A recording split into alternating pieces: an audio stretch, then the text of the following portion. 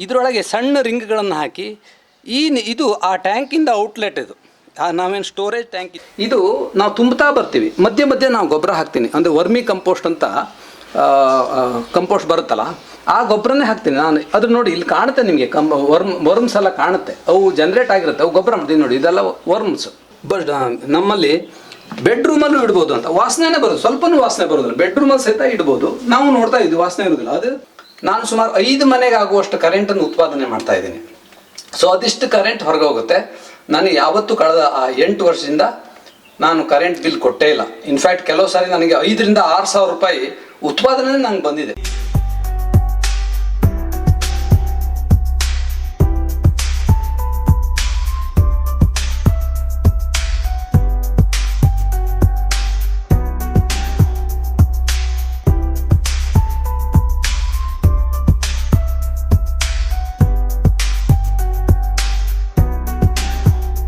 ಪ್ರಿಯ ವೀಕ್ಷಕರೇ, ಈ ವಿಡಿಯೋನ ನೋಡೋದಕ್ಕೂ ಮೊದಲು ನಮ್ಮ ಚಾನೆಲ್ ಅನ್ನ ಇನ್ನು ಸಬ್ಸ್ಕ್ರೈಬ್ ಮಾಡ್ಕೊಂಡಿಲ್ಲ ಆದ್ರೆ ತಕ್ಷಣವೇ ಸಬ್ಸ್ಕ್ರೈಬ್ ಮಾಡ್ಕೊಳ್ಳಿ. ಹಾಗೆ ವಿಡಿಯೋ ಇಷ್ಟ ಆಗಿದ್ರೆ ಶೇರ್ ಮಾಡಿ. ನಮಸ್ಕಾರ, ನಾನು ಶ್ರೀಕಾಂತ್ ಹೆಗಡೆ, ಗುರುನಗರ, ಸಿರ್ಸಿ. ಕೆಲವು ದಿನದ ಹಿಂದೆ ವಿಶ್ವಂಬರ ಟಿವಿಯ ಒಂದು ಖ್ಯಾತ ಕಾರ್ಯಕ್ರಮ ಪ್ರೈಮ್ ಗೆಸ್ಟ್ ಕಾರ್ಯಕ್ರಮದಲ್ಲಿ ನಾನು ಭಾಗಿಯಾಗಿದ್ದಾಗ ಗುರುಪ್ರಸಾದ್ ಶಾಸ್ತ್ರಿ ಅವರ ಜೊತೆ ಹೀಗೆ ಮಾತಾಡ್ತಾ ನಮ್ಮ ಮನೆಯಲ್ಲಿ ನಡೆಯುವ ದಿನನಿತ್ಯದ ಕೆಲವೊಂದು ಪರಿಸರ ಸ್ನೇಹಿ ಚಟುವಟಿಕೆ ಬಗ್ಗೆ ಹೇಳಿದ್ದು. ಅದನ್ನ ಕೇಳಿದವರು ಅವರು ತಮ್ಮ ವೀಕ್ಷಕರಿಗೂ ಇದರ ಒಂದು ಸ್ಟೋರಿ ಮಾಡಿಕೊಡಿ, ಎಲ್ರಿಗ ಬರಲಿ ಅಂತ ಹೇಳಿದ್ರು. ಹಾಗಾಗಿ ಇವತ್ತು ವಿಶ್ವಂಬರ ಟಿವಿಯ ಕ್ಯಾಮ್ರಾಮನ್ ಭಾಸ್ಕರ್ ಅವರು ನಮ್ಮ ಜೊತೆ ಇದ್ದಾರೆ. ಅವರಿಗೂ ಪ್ರೀತಿಪೂರ್ವಕವಾಗಿ ಸ್ವಾಗತ ಕೊಡ್ತೀನಿ. ಹಾಗೆ ನಾನು ಇವತ್ತು ಅವ್ರು ಅಂದ್ಕೊಂಡಾಗೆ 3 ವಿಷಯಗಳ ಬಗ್ಗೆ ತಮಗೆ ಹೇಳಬೇಕು ಅಂತಿದ್ದೀನಿ. ಮೊದಲನೇದು ರೈನ್ ವಾಟರ್ ಹಾರ್ವೆಸ್ಟಿಂಗ್, ಮಳೆ ನೀರು ಕೊಯ್ಲು. ಎರಡನೇದು ವೇಸ್ಟ್ ಮ್ಯಾನೇಜ್ಮೆಂಟ್ ಅಟ್ ಹೋಮ್, ಮನೆಯಲ್ಲಿ ಕಸಗಳನ್ನು ಬಳಕೆ ಮಾಡೋದು ಹೇಗೆ, ಸರಿಯಾಗಿ ನಿರ್ವಹಣೆ ಮಾಡೋದು ಹೇಗೆ ಅಂತ ಹೇಳೋದ್ರ ಬಗ್ಗೆ. ಇನ್ನೊಂದು ಮೂರನೇದಾಗಿ ಸೌರ ವಿದ್ಯುತ್, ಸೋಲಾರ್ ಪವರ್ ಪ್ಲಾಂಟ್ ಬಗ್ಗೆ ಹೇಳ್ತಾ ಇದ್ದೀನಿ. ಅದಕ್ಕಿಂತ ಪೂರ್ವದಲ್ಲಿ ಒಂದು ಚಿಕ್ಕ ಪೀಠಿಕೆ. ಇವತ್ತು ಸೃಷ್ಟಿಕರ್ತ ಬ್ರಹ್ಮ ನಮ್ಮ ಈ ಮನುಷ್ಯರನ್ನ ಈ ಲೈಫ್ ಎಂಬ ಪಿರಮಿಡ್ ತುದಿಗೆ ಸೃಷ್ಟಿ ಮಾಡಿ ಒಂದು ಸಂದೇಶ ಕೊಟ್ಟಿದ್ದಾನೆ, ಒಂದು ಜವಾಬ್ದಾರಿ ಕೊಟ್ಟಿದ್ದಾನೆ. ಏನಂದ್ರೆ, ನಾಳೆ ಬಗ್ಗೆ ಚಿಂತನೆ ಇಲ್ಲದ ಉಳಿದ ಎಲ್ಲ ಜೀವಿಗಳನ್ನ ನೀನು ನೋಡ್ಕೋ, ಅಥವಾ ಅಟ್ಲೀಸ್ಟ್ ಅವ್ರ ಹಕ್ಕನ್ನು ನೀನು ಕಿತ್ಕೋಬೇಡ ಅಂತ ಹೇಳೋ ಒಂದು ಸಂದೇಶವನ್ನು ಕೊಟ್ಟಿದ್ದಾನೆ. ಆದ್ರೆ ಇವತ್ತು ನಾವೇನು ಮಾಡ್ತಾ ಇದ್ದೀವಿ, ಅವರನ್ನು ನೋಡ್ಕೊಳ್ಳೋದಿರ್ಲಿ, ನಾವೇನಾದ್ರೂ ಇವತ್ತು ಬೇರೆ ಜೀವಿಗಳನ್ನ ನೋಡ್ಕೋತೀವಿ ಅಂತ ಸ್ವಾರ್ಥಕ್ಕಾಗಿ ನೋಡ್ಕೋತೀವಿ. ಹಾಲಿಗಾಗಿ ಸಾಕ್ತೀವಿ, ಮತ್ತೆ ಬೇರೆ ಬೇರೆ ಪ್ರಾಣಿಗಳನ್ನು ಮಾಂಸಕ್ಕಾಗಿ ಸಾಕ್ತೀವಿ, ಬಿಟ್ರೆ ಅವರ ಮೇಲೆ ಪ್ರೀತಿಯಾಗಿ ಸಾಕೋದು ಬಹಳ ಕಡಿಮೆ.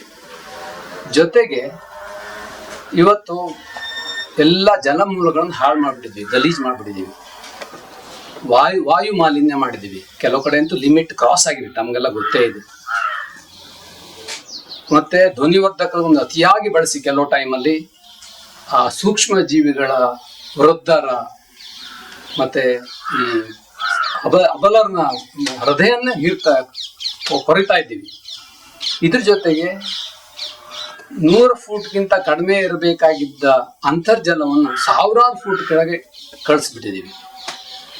ಜೊತೆಗೆ ಈ ಅಬಂಡೆಂಟ್ ಆಗಿ ಸಿಗುವಂತ ಒಂದು ಸೋಲಾರ್ ಎನರ್ಜಿ ಇದೆಯಾ, ಸೌರ ವಿದ್ಯುತ್ತನ್ನು ನಾವು ಸರಿಯಾಗಿ ಬಳಸದೆ ಬೇರೆ ಬೇರೆ ಜಲ ವಿದ್ಯುತ್ಗಳಿಗೆ ಹೋಗಿ ಎಷ್ಟೆಷ್ಟು ಅನ್ಯಾಯ ಆಗ್ತಾ ಇದೆ ಈ ಒಂದು ಪರಿಸರದ ಮೇಲೆ ತಮಗೆಲ್ಲ ಗೊತ್ತೇ ಇದೆ. ಆ ನಿಟ್ಟಿನಲ್ಲಿ ನಮ್ಮ ಪ್ರಧಾನಮಂತ್ರಿಗಳ ಸಮರ್ಥ ನಾಯಕತ್ವದಲ್ಲಿ ಸೋಲಾರ್ ಎನರ್ಜಿಯಲ್ಲಿ ಬಹಳ ದೊಡ್ಡ ಸಾಧನೆ ಮಾಡಿದ್ದೀವಿ. ಆದರೂ ನಾವು ವೈಯಕ್ತಿಕವಾಗಿ ಇದ್ರ ಬಗ್ಗೆ ಅರ್ಥಕೋಬೇಕಾಗಿದೆ, ಅವರ ಯೋಜನೆಗಳನ್ನು ಸರಿಯಾಗಿ ಬಳಸ್ಕೋಬೇಕಾಗಿದೆ. ನನಗೆ ಈ ಸಂದರ್ಭದಲ್ಲಿ ಖ್ಯಾತ ಲೇಖಕ, ವಿಜ್ಞಾನ ಲೇಖಕ, ಪರಿಸರಕ್ಕೆ ಬಹಳ ದೊಡ್ಡ ಕೊಡುಗೆ ಕೊಟ್ಟ ನಾಗೇಶ್ ಹೆಗಡೆ ಅವರ ಒಂದು ಕಾರ್ಟೂನ್ ನೆನಪಾಗ್ತಾ ಇದೆ. ಆ ಕಾರ್ಟೂನ್ ಹೇಗಿದೆ ಅಂದ್ರೆ, ಒಂದು ದೊಡ್ಡ ಕೆರೆ, ಅದು ಕೆರೆ ಅನ್ಬಾರ್ದು, ಯಾಕೆ ನೀರೇ ಇಲ್ಲ ಅದ್ರಲ್ಲಿ ಬರೀ ಕಸನೇ ತುಂಬಿಕೊಂಡಿದೆ.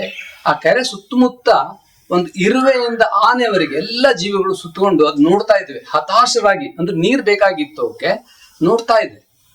ಆ ಕೆರೆ ಪಕ್ಕದಲ್ಲೇ ಒಂದು ಬೋರ್ವೆಲ್ ಹಾಕಿ ಒಬ್ಬ ಮನುಷ್ಯ ನೀರ್ ಪಂಪ್ ಮಾಡ್ತಾ ಇದ್ದಾನೆ. ಆ ಬೋರ್ವೆಲ್ ನೆಲದೊಳಗೆ ಕೊರೆದಿರೋದು ಕಾಣುತ್ತೆ ಆ ಕಾರ್ಟೂನ್ ನಲ್ಲಿ. ಅವ್ ತಗೋತಾ ಇದ್ದಾನೆ. ಇದೇನ್ ಸಂದೇಶ ಕೊಡುತ್ತೆ?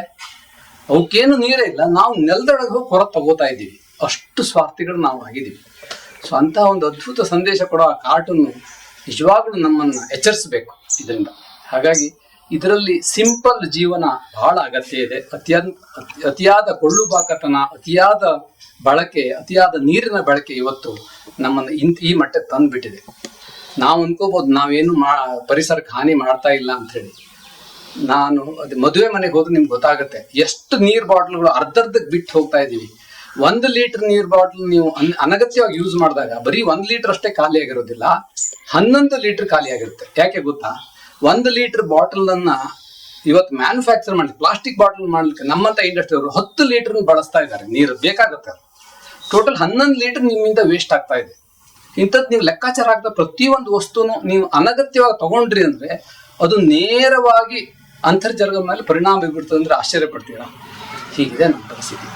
ಸೊ ಇಷ್ಟು ಒಂದು ಸಣ್ಣ ಪೀಠಿಕೆ ಜೊತೆಗೆ ನಾನು ನಿಮಗೆ ಒಂದೊಂದೇ ವಿಷಯಗಳನ್ನ ಹೇಳ್ತಾ ಬರ್ತೀನಿ. ಅನಂತ ರೆಸಿಡೆನ್ಸಿ ಶಿರಸಿಯಲ್ಲಿ ವ್ಯವಸ್ಥಿತವಾಗಿ ಮಾಡಿರುವ ಲೇಔಟ್ ಇದು.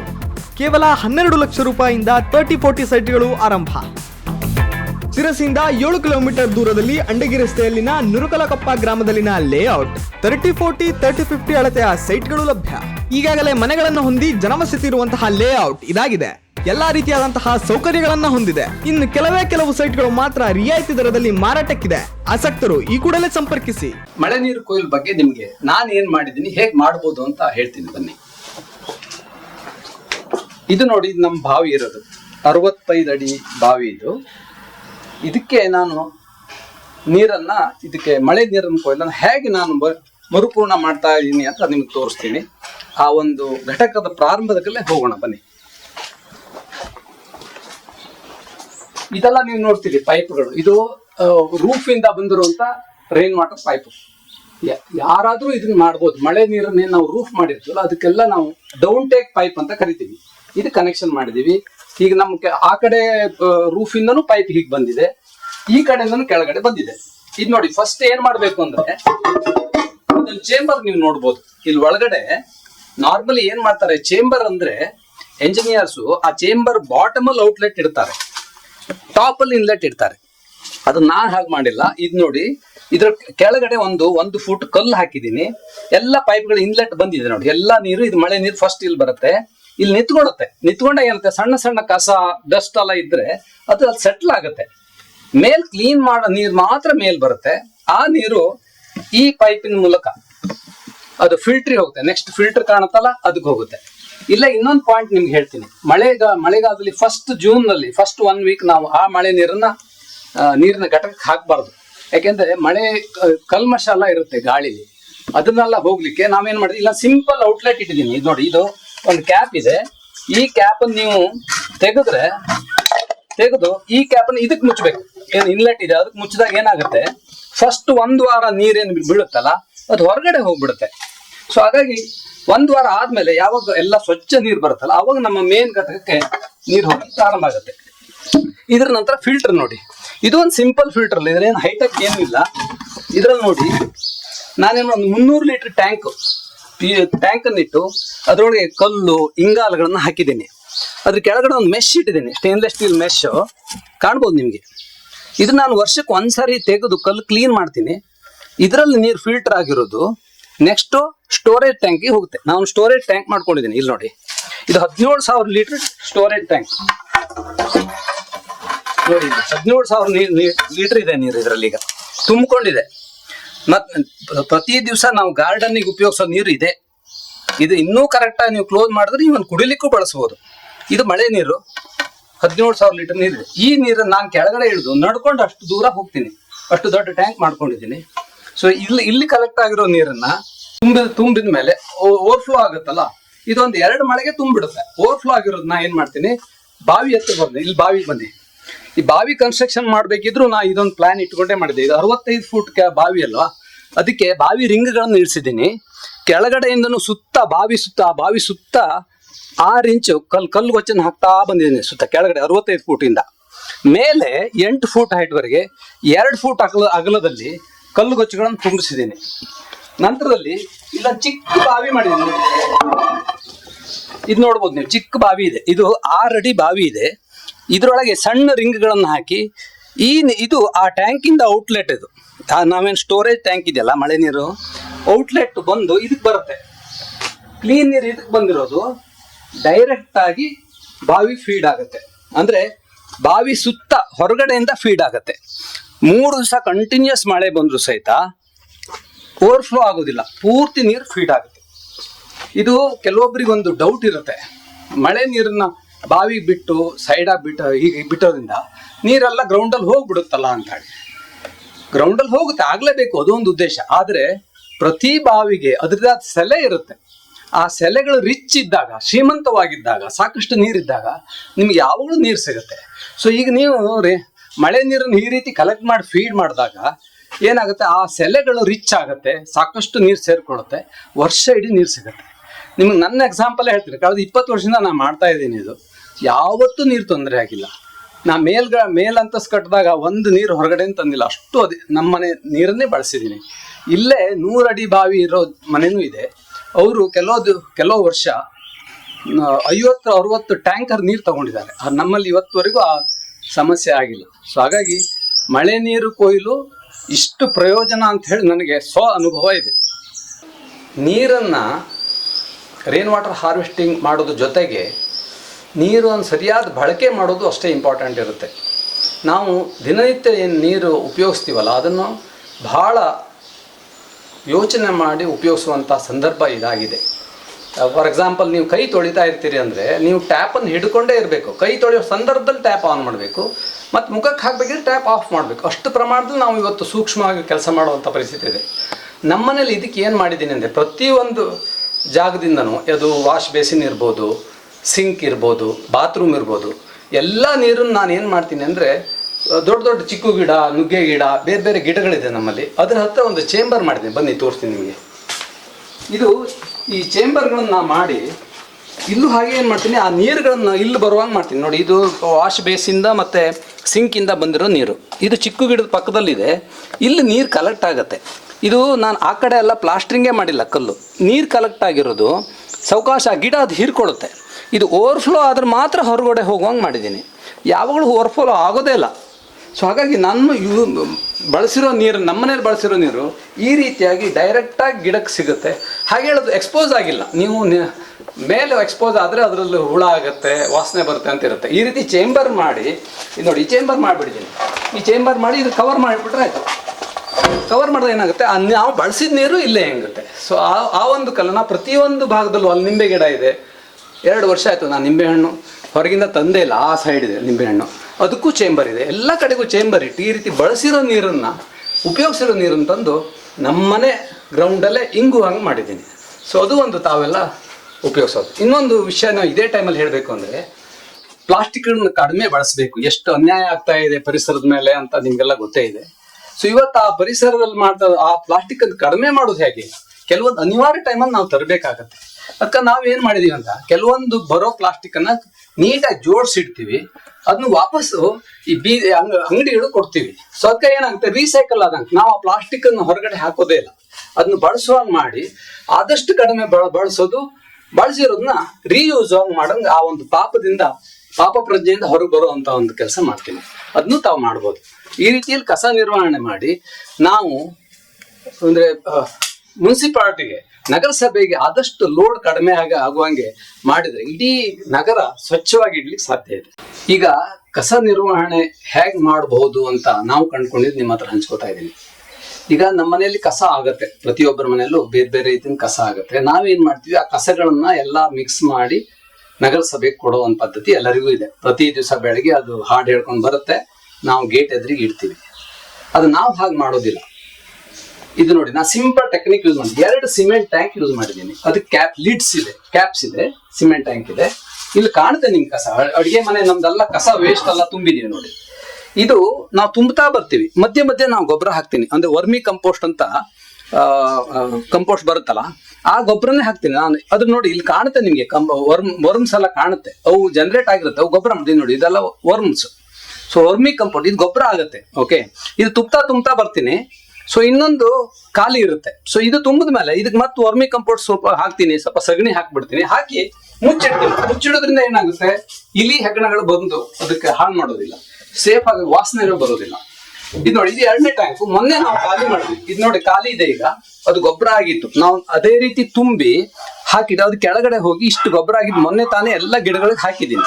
ಸೊ ನೀವೇನ್ ಮಾಡ್ಬೋದು, ಈ 2 ಟ್ಯಾಂಕ್ಗಳನ್ನ ನಾವು ಇಟ್ಕೊಂಡ್ರೆ ನಾವು ಪ್ರತಿ ದಿವಸ ಆಗೋ ಏನು ವೆಟ್ ವೇಸ್ಟ್ ಇದೆ ಅಥವಾ ಉಳಿದ ಕಸಗಳನ್ನ ಇದಕ್ಕೆಲ್ಲ ತುಂಬ್ತಾ ಬರ್ತೀವಿ. ಪ್ರತಿ ದಿವಸ ಇದು ತುಂಬ್ತಾ ಬರೋದು. ನೀವು ಇದು ತುಂಬಿದ ಮೇಲೆ ಅದು ಹಾಗೆ ಮುಚ್ಚಿಟ್ಟು ಶುರು ಮಾಡ್ರಿ, ಪ್ರಾರಂಭ ಮಾಡ್ರಿ. ಇದು ತುಂಬೋದ್ರೊಳಗೆ ಇದು ಗೊಬ್ಬರ ರೆಡಿ ಆಗುತ್ತೆ. ಅದು ನೀವು ಗೊಬ್ಬರ ಉಪಯೋಗಿಸ್ಬೋದು, ಗಿಡಕ್ಕೆ ಉಪಯೋಗಿಸ್ಬೋದು. ಈ ರೀತಿಯಾಗಿ ನಾವು ಎಲ್ಲ ವೇಸ್ಟ್ ಗಳನ್ನು ನಮ್ಮ ಮನೆಯಲ್ಲೇ ಪ್ರೊಸೆಸ್ ಮಾಡಿ ಗೊಬ್ಬರ ಮಾಡಿ ನಮ್ಮ ಗಿಡಗಳಿಗೆ ಯೂಸ್ ಮಾಡ್ಬೋದು. ಜೊತೆಗೆ ನಗರಸಭೆಗೆ ಅದರಿಂದ ಲೋಡ್ ಆಗುದಿಲ್ಲ. ಈಗ ಪ್ರತಿಯೊಬ್ರು ಇದೇ ಮಾಡಿದ್ರೆ ನಗರ ಸ್ವಚ್ಛ ಆಗದೆ ಇರುತ್ತಾ? ಎಲ್ಲರೂ ಮಾಡ್ಬೋದು. ಇದನ್ನ ಬಹಳ ಸಿಂಪಲ್ ಟೆಕ್ನಿಕ್. ಬರೀ 1,500 2,000ದಲ್ಲಿ ಇಂಥ ಟ್ಯಾಂಕ್ಗಳನ್ನು ಖರೀದಿ ಮಾಡ್ಕೊಬಿಟ್ರೆ ಪ್ರತಿಯೊಬ್ಬರು ಇವತ್ತು ನಗರವನ್ನು ಅತ್ಯಂತ ಸ್ವಚ್ಛವಾಗಿ ಇಡ್ಲಿಕ್ಕೆ ಸ್ವಚ್ಛವಾಗಿ ಇಡ್ಬೋದು ನಾವು. ಅದು ನಾವು ಕಂಡುಕೊಂಡಿದ್ದ ಮಾರ್ಗ. ಇದ್ರ ಜೊತೆ ಇನ್ನೊಂದು, ಈ ಕಸ ನಿರ್ವಹಣೆಯಲ್ಲಿ ಇನ್ನೊಂದು ದಾರಿ ನಾವು ಕಂಡುಕೊಂಡಿದ್ವಿ. ಇದು ನಮ್ಮ ಸ್ವಚ್ಛ ಭಾರತ ಯೋಜನೆ ಅಂಡರ್ ಮೈಕ್ರೋಗಳನ್ನು ಡೆವಲಪ್ ಮಾಡಿದ್ರು ನಮ್ಮ ಸೈಂಟಿಸ್ಟ್ ಮಾಡಿ. ಈ ಕಸಗಳನ್ನ ಹೇಗೆ ಗೊಬ್ಬರವನ್ನು ಫಾಸ್ಟ್ ಆಗಿ ಮಾಡ್ಬೋದು ಅಂತ ಕಂಡಿಡ್ಕೊ, ಅದನ್ನು ಸಹಿತ ನಾನು ಇನ್ಸ್ಟಾಲ್ ಮಾಡಿ ನೋಡಿ. 2 ಬಿನ್ ಇದೆ, ಮೈ ಗ್ರೀನ್ ಬಿನ್ ಅಂತ. ಅದ್ಭುತವಾದ ಕಾನ್ಸೆಪ್ಟ್. ಈ ಬಿನ್ಗಳಿದೆಯಲ್ಲ, ಇದಕ್ಕೆ ನಾನು ಕಸ ತುಂಬ್ತಾ ಪ್ರತಿ ದಿವಸ ವೆಟ್ ವೇಸ್ಟ್ ತುಂಬ್ತಾ ಬರ್ತೀನಿ. ಆ ಮೈಕ್ರೋಬ್ ಅಂತ ಪೌಡರ್ ಸಿಗುತ್ತೆ ನಿಮಗೆ, ಆನ್ಲೈನ್ ಅಲ್ಲಿ ಆರ್ಡರ್ ಮಾಡ್ಬೋದು, ಸಿಗುತ್ತೆ. ಆ ಪೌಡರ್ನ ಪ್ರತಿ 4 ದಿವಸಕ್ಕೆ ಒಂದ್ಸರಿ ನಾನು ಪೌಡರ್ನ ಅದಕ್ಕೆ ಮುಚ್ಚುತ್ತೀನಿ.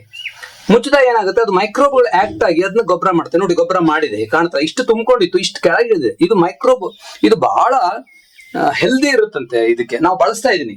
ಇದ್ರ ಜೊತೆ ಇನ್ನೊಂದು ಅಡ್ವಾಂಟೇಜ್ ಅಂದ್ರೆ, ಆ ಏನು ಪ್ರೊಸೆಸ್ ಆದಾಗ ಅದು ಇಲ್ಲಿ ಟ್ಯಾಪ್ ಇದೆಯಲ್ಲ, ಟ್ಯಾಪ್ ಒಳಗೆ ಅದು ಕೆಳಗಡೆ ನೀರು ಬರುತ್ತೆ. ಏನು ಕಲೆಕ್ಟ್ ಆಗಿರೋ ನೀರು, ನಾವು ವೆಟ್ ಅಂಶದಲ್ಲಿ ನೀರ್ ಆಗತ್ತೆ, ಆ ಮೈಕ್ರೋಬ್ಗಳು ಆಕ್ಟ್ ಆಗಿ ಇದ್ರೊಳಗೆ ನೀರ್ ಕರೆಕ್ಟ್ ಆಗಿದೆ. ನಾ ಈ ಟ್ಯಾಪ್ ಆನ್ ಮಾಡಿದಾಗ ಆ ನೀರ್ ಕೆಳಗೆ ಬರುತ್ತೆ. ಆ ನೀರನ್ನು ಕಲೆಕ್ಟ್ ಮಾಡಿ ಅದ್ರ 10 ಪಟ್ಟು ಅದಕ್ಕೆ ನೀರ್ ಹಾಕಿದ್ರೆ, ಯಾವ್ದು ಇಲ್ಲಿ ಬರೋ ನೀರನ್ನ ಲಿಕ್ವಿಡ್ಗೆ 10 ಪಟ್ಟು ನೀರ್ ಹಾಕಿದಾಗ ಅದು ಒಳ್ಳೆ ಗೊಬ್ಬರ ಆಗುತ್ತೆ. ಆ ನೀರನ್ನ ಡೈರೆಕ್ಟ್ ಆಗಿ ನೀವು ಗಿಡಕ್ಕೂ ಹಾಕ್ಬೋದು, ಇಲ್ಲ ಸ್ಪ್ರೇ ಮಾಡ್ಬೋದು. ಅದು ಬಹಳ ಇನ್ನು ಗಿಡಗಳಿಗೆ ಒಳ್ಳೆ ಪೋಷಕಾಂಶ ಅಂತ ಹೇಳಿದ್ದಾರೆ. ನಾ 2 ಬಿನ್ ಮಾಡಿದ್ದೀನಿ ನೋಡಿ. ಫಸ್ಟ್ 1 ಬಿನ್ ತುಂಬಿದ ಮೇಲೆ 2ನೇ ಬಿನ್ ಸ್ಟಾರ್ಟ್ ಮಾಡಿ. ಇದರಲ್ಲೂ ಇದೆ ನೋಡಿ, ಇದರಲ್ಲಿ ಈಗ ಆಗ್ತಾ ಇದೆ, ಪ್ರೊಸೆಸ್ ಆಗ್ತಾ ಇದೆ. ಇದು ಒಂದು ಸಿಂಪಲ್. ಇದನ್ನ ಅವ್ರ ಕಂಪನಿಯವ್ರು ಹೇಳಿದ್ದು, ನಮ್ಮಲ್ಲಿ ಬೆಡ್ರೂಮ್ ಅಲ್ಲೂ ಇಡ್ಬೋದು ಅಂತ. ವಾಸನೆ ಬರೋದು, ಸ್ವಲ್ಪನೂ ವಾಸನೆ ಬರೋದಿಲ್ಲ. ಬೆಡ್ರೂಮ್ ಅಲ್ಲಿ ಸಹಿತ ಇಡ್ಬೋದು. ನಾವು ನೋಡ್ತಾ ಇದ್ವಿ, ವಾಸನೆ ಇರೋದಿಲ್ಲ. ಅದು ಆ ಟ್ಯಾಪ್ ಅಲ್ಲಿ ಕಲೆಕ್ಟ್ ಆಗಿ ನಾವು ನೋಡಿ, ಈಗ ಕ್ಯಾನ್ ಅನ್ನ ಕಲೆಕ್ಟ್ ಮಾಡಿ ಒಂದು ಫುಲ್ ಕ್ಯಾನ್ ಆಗಿದೆ. ಈ ಕ್ಯಾನ್ ನಮ್ಮ ಹಳ್ಳಿಗೂ ಕಳ್ಸಿದ್ವಿ, ನಮ್ಮ ಹಳ್ಳಿ ತೋಟಕ್ಕೆ ಅಡಿಕೆ ಹಾಕ್ಲಿಗೂ ಕಳ್ಸಿದ್ವಿ. ನಾನು ಸಹಿತ ಆಗಾಗ 15 ದಿವಸಕ್ಕೆ ಒಂದ್ಸರಿ ಇದನ್ನ ನೀರಿಗೆ 10 ಪಟ್ಟು ನೀರ್ ಮಿಕ್ಸ್ ಮಾಡಿ ನಿಂಬೆ ಗಿಡಕ್ಕೆ, ನುಗ್ಗೆ ಗಿಡಕ್ಕೆ, ಲಕ್ಷ್ಮಣ ಫಲಕ್ಕೆ ಎಲ್ಲ ಗಿಡಗಳು ಇದನ್ನೇ ಬಳಸ್ತಾ ಇದ್ದೀನಿ. ಸೊ ಇದು ಒಂದು ಬಹಳ ಸಿಂಪಲ್ ಟೆಕ್ನಿಕ್, ಬಹಳ ಕಡಿಮೆ ಜಾಗ ಬಳಸುವಂತ ಒಂದು ವಿಧಾನ. ಇನ್ನೊಂದು ವಿಷಯ ನಾನು ನಿಮ್ಮ ಹತ್ರ ಹಂಚ್ಕೋಬೇಕು. ನಾನು ಮಾಡೋದು, ನಮ್ಮ ಈ ಪುಸ್ತಕಗಳೇ ನಮ್ಮ ಜೀವನದ ದೊಡ್ಡ ಆಸ್ತಿ. ನಿಜವಾಗ್ಲೂ ಹೇಳ್ಬೇಕಂದ್ರೆ, ಇವತ್ತು ಜಗತ್ತಿಗೆ ನಾವು ನೋಡ್ಬೇಕು ಅಂದ್ರೆ, ಜಗತ್ತನ್ನು ತಿಳಿಬೇಕು ಅಂದ್ರೆ, ಅದು ನಮ್ಮನ್ನು ನಾವು ತಿಳ್ಕೋಬೇಕು. ದೊಡ್ಡ ಆಧಾರ ಪುಸ್ತಕ. ಅದಕ್ಕಾಗಿ ನಾನು ಹೇಳುದು, ಪ್ರತಿಯೊಬ್ಬರ ಮನೇಲೂ ಒಂದು ಚಿಕ್ಕದಾದ್ರೂ ಲೈಬ್ರರಿ ಇರಬೇಕು. ಅವ್ರಿಗೆ ಇಷ್ಟ ಆಗಿರೋದು ಕೆಲವೊಂದು ವಿಶೇಷವಾದ ಪುಸ್ತಕಗಳನ್ನು ನಾವು ಕಲೆಕ್ಟ್ ಮಾಡ್ಬೇಕು. ಹಾಗೆ ನಾವು ಚಿಕ್ಕ ಲೈಬ್ರರಿ ಮಾಡಿದ್ವಿ ನೋಡಿ. ಇಷ್ಟರ ಎಲ್ಲಾ ಬುಕ್ಗಳನ್ನು ಮಾಡಿದ್ದೀನಿ. ಬೇರೆ ಬೇರೆ ವಿಷಯಗಳು, ಆಧ್ಯಾತ್ಮ ವಿಷಯಗಳು, ವಿಜ್ಞಾನ, ನಮ್ಮ ಬೇರೆ ಬೇರೆ ವಿಷಯಗಳು, ಸಾಕಷ್ಟು ವಿಷಯಗಳು ಕಲೆಕ್ಟ್ ಮಾಡಿದ್ದೀನಿ. ಸಾಧ್ಯ ಆದಾಗ ಓದ್ತೀನಿ. ಅಂದ್ರೆ ಇದು ಮನುಷ್ಯನ ಜೀವನದಲ್ಲಿ ಬಹಳ ಮುಖ್ಯವಾಗಿರುತ್ತೆ. ಹಾಗಾಗಿ ಸಾಧ್ಯವಾದಷ್ಟು ಅದು ಜೀವನದಲ್ಲಿ ಬಹಳ ದೊಡ್ಡ ಕೊಡುಗೆ. ನಿಮ್ಗೆಲ್ಲ ಗೊತ್ತೇ ಇದೆ, ದುರ್ಗಾಸ್ತಮಾನ ಅಂತ ಕಾದಂಬರಿಗಳು ನೀವು ಓದಾಗ ಬೇರೆ ಲೋಕಕ್ಕೆ ಹೋಗ್ತೀರಿ. ಇಂಥ ಒಂದು ವ್ಯವಸ್ಥೆ ಸಹಿತ ನಮ್ಮ ಮನೇಲಿ ಇದ್ರೆ ಆ ಒಂದು ಮನೆ ಪರಿಪೂರ್ಣ ಆಗ್ತದಂತ ನನ್ನ ಭಾವನೆ. ಇನ್ನೊಂದು ನಾನು ಕಂಡುಕೊಂಡ ಜೀವನದಲ್ಲಿ ಅಂದ್ರೆ, ಯೋಗ ಪ್ರಾಣಾಯಾಮ ಬಹಳ ಮುಖ್ಯ ಮನುಷ್ಯನ ಜೀವನದಲ್ಲಿ. ಬಹಳ ಜನ ತಿಳ್ಕೊಂಡಂಗೆ ಯೋಗ ಹೇಳೋದು ಬರೀ ಆರೋಗ್ಯಕ್ಕೆ ಒಂದೇ ಅಲ್ಲ, ಒಂದು ಪರಿಪೂರ್ಣ ವ್ಯಕ್ತಿತ್ವ ಬೆಳೆಸ್ಕೊಡ್ಲಿಕ್ಕೆ ಅಥವಾ ಜೀವನವನ್ನು ಬಹಳ ಒಂದು ಬ್ಯಾಲೆನ್ಸ್ ರೀತಿಯಲ್ಲಿ ತಗೊಂಡು ಹೋಗ್ಲಿಕ್ಕೆ ಯೋಗ ಇವತ್ತು ಬೇಕೇ ಬೇಕು. ನಮ್ಮ ಒಂದು ಚಿಕ್ಕ ಯೋಗ ಮೆಡಿಟೇಷನ್ ಯೋಗ ರೂಮ್ ಮಾಡಿದ್ದೀನಿ, ಬಂದು ನೋಡಿ. ಖ್ಯಾತ ಗುರು ಶ್ರೀ ರವಿಶಂಕರ್ ಗುರೂಜಿಯವರೇ ನಮ್ಮ ಮನೆಗೆ ಬಂದು ಉದ್ಘಾಟನೆ ಮಾಡಿದ್ದಾರೆ. ಬನ್ನಿ, ಇದು ನಮ್ಮ ಯೋಗ ರೂಮ್. ಪ್ರತಿನಿತ್ಯ 1 ಗಂಟೆ ಇಲ್ಲಿ ಯೋಗ ಮಾಡಿಲ್ಲ ಅಂದ್ರೆ ನನ್ನ ದಿನ ಪ್ರಾರಂಭ ಆಗೋದಿಲ್ಲ. ಇಂಥವರ ಮಹಾನ್ ವ್ಯಕ್ತಿಗಳ ಒಂದು ಆದರ್ಶನೇ ನಮ್ಮ ಜೀವನದ ಆದರ್ಶವಾಗಿರ್ಬೇಕು. ನಮ್ಮ ಇವತ್ತಿನ 3ನೇ ವಿಷಯ ಸೋಲಾರ್ ಪವರ್. ಸೌರ ವಿದ್ಯುತ್ ಬಗ್ಗೆ ನಿಮಗೆ ಮಾಹಿತಿ ಕೊಡಬೇಕು. ನಾನು ಅವತ್ತು ನಿಮ್ಮ ಜೊತೆ ಮಾಹಿತಿ ಹಂಚ್ಕೊಂಡಾಗೆ 2014ರಲ್ಲಿ ಈ ಸೋಲಾರ್ 5 ಕಿಲೋವ್ಯಾಟ್ ಸೋಲಾರ್ ಪವರ್ ಪ್ಲಾಂಟನ್ನು ಬಹುಶಃ ಕರ್ನಾಟಕದಲ್ಲಿ ಪ್ರಪ್ರಥಮ ಬಾರಿಗೆ ನಾನಿಂದು ಇನ್ಸ್ಟಾಲ್ ಮಾಡಿ ನಮ್ಮನೆ ಮೇಲೆ ಇನ್ಸ್ಟಾಲ್ ಮಾಡಿದ್ದೀವಿ. ಅವಾಗ ಅದ್ರ ನಂತರದಲ್ಲಿ ಸಾಕಷ್ಟು ಜನ ರಾಜ್ಯದ ಮೂಲೆಗಳಿಂದ ನಮ್ಮನೆಗೆ ವಿಸಿಟ್ ಮಾಡಿದ್ರು. ಇದೇ ಏಣಿಲ್ ಮೇಲ್ಗಡೆ ಬಂದು ವಯಸ್ಸಾದವು, ಚಿಕ್ಕ ಮಕ್ಕಳು, ಶಾಲೆ ಮಕ್ಕಳು ಎಲ್ಲರೂ ಬಂದು ಹತ್ತಿ ಸೋಲಾರ್ ಪ್ಲಾಂಟ್ ಅನ್ನು ನೋಡಿದ್ರು. ಈಗ ತಾನೇ ನಿಮ್ಗೆ ಮೇಲೆ ಸೋಲಾರ್ ಪ್ಯಾನಲ್ಸ್ಗಳು ತೋರಿಸಿದೆ. ಆ ಸೋಲಾರ್ ಪ್ಯಾನಲ್ಗಳು ಏನ್ ಮಾಡ್ತದೆ, ಸೂರ್ಯ ಶಕ್ತಿಯನ್ನು ಹೀರಿ ಆ ಪ್ಯಾನಲ್ ಇಂದ DC ಕರೆಂಟ್ ಉತ್ಪಾದನೆ ಆಗುತ್ತೆ. ಆ DC ಕರೆಂಟ್ ಅನ್ನ ನಾವು ಹೆಸ್ಕಾಮಿಗೆ ಕೊಡ್ಬೇಕು, ಗ್ರಿಡ್ಡಿಗೆ ಕೊಡ್ಬೇಕು ಅಂದ್ರೆ ಅದು AC ಆಗಿ ಕನ್ವರ್ಟ್ ಮಾಡ್ಬೇಕಾಗತ್ತೆ. ಸೊ ಅದಕ್ಕಾಗಿ ಬಳಸೋದೇ ಇದು ನೋಡಿ ಇನ್ವರ್ಟರ್ ಅಂತ ಹೇಳ್ತಾರೆ. ಈ ಗ್ರಿಡ್ ಇನ್ವರ್ಟರ್ ಏನಿದೆಯಲ್ಲ, ಇದು DC ಕರೆಂಟ್ ಗಳನ್ನದು ಸ್ವೀಕಾರ ಮಾಡುತ್ತೆ, ತಗೊಂಡು ಅದು DC ನ AC ಆಗಿ ಕನ್ವರ್ಟ್ ಮಾಡುತ್ತೆ. ಆ AC ಆಗಿ ಕನ್ವರ್ಟ್ ಮಾಡುದು ಈ ಲೈನ್ ಮೂಲಕ ಡೈರೆಕ್ಟ್ ಹೆಸ್ಕಾಮ್ ಗ್ರಿಡ್ ಹೋಗುತ್ತೆ. ಇದ್ರ ನೀವೊಂದು ನೋಡಿರ್ಬೋದು, ಪ್ಯಾನಲ್ಗಳು ನಮ್ದು ರೂಫ್ ಮೇಲಿದೆ. ಇದಿಷ್ಟೇ ಜಾಗದಲ್ಲಿ ಇಡೀ ಯೂನಿಟ್ ಕುತ್ಕೊಂಡಿದೆ. ಇದು ಬಹಳ ಮುಖ್ಯವಾದ ಒಂದು ಉಪಕರಣ ಇನ್ವರ್ಟರ್ ಅಂತ ಹೇಳಿದ್ನಲ್ಲ.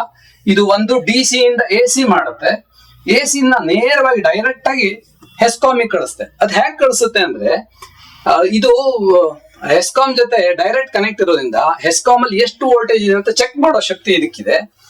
ಅದ್ರ ಜೊತೆ ಚೆಕ್ ಮಾಡಿ ಅಲ್ಲಿ ಇರೋ ವೋಲ್ಟೇಜ್ ಗಿಂತ 1 ವೋಲ್ಟೇಜ್ ಜಾಸ್ತಿ ಮಾಡುತ್ತೆ. ಯಾಕೆಂದ್ರೆ ಸುಮಾರು 600-700 ವೋಲ್ಟೇಜ್ ಡೆವಲಪ್ ಆಗಿರುತ್ತೆ ಪ್ಯಾನಲ್ ಅಲ್ಲಿ, 20 ಪ್ಯಾನಲ್ ಆಗುತ್ತೆ. ಆ ವೋಲ್ಟೇಜ್ ಅನ್ನು ಬಳಸಿ ಹೆಸ್ಕಾಮ್ ಅಲ್ಲಿ ಇರುವಂತ 240 ಅಥವಾ 250 ವೋಲ್ಟ್ ಇದ್ರೆ ಅದಕ್ಕಿಂತ 1 ವೋಲ್ಟ್ ಜಾಸ್ತಿ ಆದಾಗ ಉತ್ಪಾದನೆ ಆಗಿದ್ದ ಕರೆಂಟ್ ಎಲ್ಲ ಹೆಸ್ಕಾಮಿಗೆ ಹೋಗುತ್ತೆ. ಹೆಸ್ಕಾಮ್ ಅಲ್ಲಿ ಹೋಗಿ ಉಳಿದು ನಮಗ್ ಬೇಕಾದಾಗ ಹೆಸ್ಕಾಮಿಗೆ ಬರುತ್ತೆ. ಈಗ ರಾತ್ರಿ ಸೋಲಾರ್ ಇರೋದಿಲ್ಲ, ಅವಾಗ ಏನಾಗುತ್ತೆ, ಅದೇ ಲೈನ್ ಅಲ್ಲಿ ನಮ್ಮನೆಗೆ ಹೆಸ್ಕಾಮ್ ಇಂದ ಕರೆಂಟ್ ಬರುತ್ತೆ. ಸೊ ಈ ಪ್ರತಿ ದಿವಸ ನಡೆದು ಈ ತಿಂಗಳ ಕೊನೆಗೆ ನಾನು ಎಷ್ಟು ಕರೆಂಟ್ ಕಳ್ಸಿದೀನೋ, ರಾತ್ರಿಯಲ್ಲಿ ನಾನು ಎಷ್ಟು ಬಳಸಿದೀನೋ ಅಂತ ಚೆಕ್ ಮಾಡ್ತಾರೆ ಅವರು. ಅಲ್ಲೊಂದು ಡ್ಯೂಯಲ್ ಮೀಟರ್ ಇದಿರುತ್ತೆ ಕೆಳಗಡೆ, ಡ್ಯೂಯಲ್ ಮೀಟರ್. ಆ ಡ್ಯೂಯಲ್ ಮೀಟರ್ ಹೇಳುತ್ತೆ ನನಗೆ ಪ್ರತಿ ತಿಂಗಳ ನಾನು ಎಷ್ಟು ಕರೆಂಟ್ ಅನ್ನ ಹೆಸ್ಕಾಮಿಗೆ ಕಳ್ಸಿದೀನಿ, ಎಷ್ಟು ಕರೆಂಟ್ ಅನ್ನು ನಾನು ವಾಪಸ್ ಹೆಸ್ಕಾಮ್ ಇಂದ ತಗೊಂಡಿದ್ದೀನಿ ಅಂತ. ಸೊ ಆ ರೀತಿ ಮಾಡಿ ನಂಗೊಂದು ಬಿಲ್ ಬರುತ್ತೆ, ದೊಡ್ಡ ಪೇಜ್ ಬಿಲ್ ಬರುತ್ತೆ. ಆ ಬಿಲ್ ಅಲ್ಲಿ ಹೇಳುತ್ತೆ ಇಷ್ಟು ಕರೆಂಟ್ ನೀವು ತಗೊಂಡಿದ್ಯಾ, ಇಷ್ಟು ನೀನು ಕೊಟ್ಟಿದ್ಯಾ ಅಂತ. ಸೊ ಇದು ನಾರ್ಮಲ್ 1 ತಿಂಗಳದ ನಮ್ಮ ಮನೆಯಲ್ಲಿ ಇಷ್ಟು ಕಡಿಮೆ ಇದರಲ್ಲಿ ನಾನು ಸುಮಾರು 5 ಮನೆಗೆ ಆಗುವಷ್ಟು ಕರೆಂಟ್ ಅನ್ನು ಉತ್ಪಾದನೆ ಮಾಡ್ತಾ ಇದ್ದೀನಿ. ಸೊ ಅದಿಷ್ಟು ಕರೆಂಟ್ ಹೊರಗೆ ಹೋಗುತ್ತೆ. ನನಗೆ ಯಾವತ್ತೂ ಕಳೆದ 8 ವರ್ಷದಿಂದ ನಾನು ಕರೆಂಟ್ ಬಿಲ್ ಕೊಟ್ಟೇ ಇಲ್ಲ. ಇನ್ಫ್ಯಾಕ್ಟ್ ಕೆಲವು ಸಾರಿ ನನಗೆ 5,000-6,000 ರೂಪಾಯಿ ಉತ್ಪಾದನೆ ನಂಗೆ ಬಂದಿದೆ ಅದರಿಂದ, ಯಾವುದೂ ಸ್ಪೇಸ್ ತೊಂದರೆ ಇಲ್ಲದೆ. ಸೊ ಇದ್ರ ಜೊತೆಗೆ ನಾವು ನ್ಯಾಷನಲ್ ಗ್ರಿಡ್ಗೆ ಒಂದು ಕೊಡುಗೆ ಕೊಟ್ಟುವಂತ ಬಹಳ ಇದು ಖುಷಿ ನನ್ನ ಮನಸ್ಸಲ್ಲಿದೆ. ಸೊ ಇಷ್ಟು ಸಿಂಪಲ್ ಆಗಿ ಈ ಸೂರ್ಯ ಯೋಜನೆಯನ್ನು ನಾವು ಬಳಸಿಕೊಂಡ್ರೆ ಬಹಳ ದೊಡ್ಡ ಕೊಡುಗೆಯನ್ನು ನಾವು ಕೊಡ್ಬೋದು. ನರೇಂದ್ರ ಮೋದಿ ಅವರು ಪ್ರಪ್ರಥಮವಾಗಿ ಪ್ರಧಾನಮಂತ್ರಿ ಆದಾಗ ಒಂದು ಕರೆ ಕೊಟ್ಟಿದ್ರು, ನೀವೆಲ್ಲರೂ ಒಂದೊಂದು ಹೆಜ್ಜೆ ಮುಂದಿಡಿ, ಇಡೀ ದೇಶ 130 ಕೋಟಿ ಹೆಜ್ಜೆ ಮುಂದೆ ಹೋಗುತ್ತೆ ಅಂತ. ಅದ್ರ ಅರ್ಥ ಏನು ಅಂದ್ರೆ, ಇಂತಿಂತ ಚಿಕ್ಕ ಕೊಡುಗೆಗಳನ್ನ ನಾವು ಇಟ್ಟಾಗ ಅದು ಒಂದೊಂದು ಹೆಜ್ಜೆ ಆಗತ್ತೆ. ಎಲ್ಲರೂ ಈ ರೀತಿ ನಾವು ಕೊಡುಗೆ ಮಾಡೋದ್ರಿಂದ ಇಡೀ ದೇಶ ಅಭಿವೃದ್ಧಿ ಆಗಲು ಸಾಧ್ಯ.